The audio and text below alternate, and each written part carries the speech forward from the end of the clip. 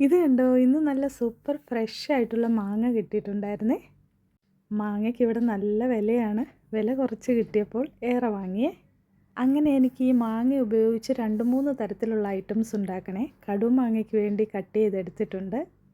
പിന്നെ വേറൊരു രീതിയിൽ അച്ചാറിടണം, അതിനും കട്ട് ചെയ്ത് വെച്ചു. ഇനി നമ്മുടെ മാങ്ങ ഉപ്പിലിടാൻ വേണ്ടി കുറച്ച് കട്ട് ചെയ്ത് വെച്ചിട്ടുണ്ട്. പിന്നെ വെളുത്തുള്ളി, ഇഞ്ചി എല്ലാം റെഡിയാക്കി വെച്ചേ. ഇത് ഞാൻ തന്നെയല്ല, വീട്ടിലുള്ള എല്ലാവരും കൂടെ കൂടിയിട്ടാണ് ഇത് ചെയ്തു തന്നത്. പിന്നെ മാങ്ങയുടെ ആ ചെറിയ ചീന്ത് ഭാഗങ്ങളെല്ലാം കൂടെ ചമ്മന്തിക്ക് എടുത്തേ. അങ്ങനെ ആദ്യത്തെ സ്റ്റെപ്പ് മാങ്ങ ഉപ്പിലിടാവേ. ഒരു ഗ്ലാസ് ബോട്ടിൽ എടുത്തിട്ടുണ്ട്. ഇനി നമ്മുടെ മാങ്ങ കഷ്ണങ്ങൾ ഇട്ട് കൊടുക്കാമേ.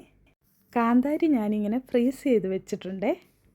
ടേസ്റ്റ് ഒട്ടും പോകാതെ നമുക്ക് യൂസ് ചെയ്യാം ഇങ്ങനെ വെച്ചാലേ. ഇനി ബോട്ടിലിലേക്ക് മാങ്ങയും കാന്താരിയും വെളുത്തുള്ളിയും ഒക്കെ ഇട്ട് കൊടുത്തേ. പിന്നെ ആവശ്യത്തിന് ഉപ്പും വിനാഗിരിയും തിളപ്പിച്ചാറിയ വെള്ളവും കൂടെ ഒഴിച്ചു കൊടുക്കുന്നുണ്ടേ.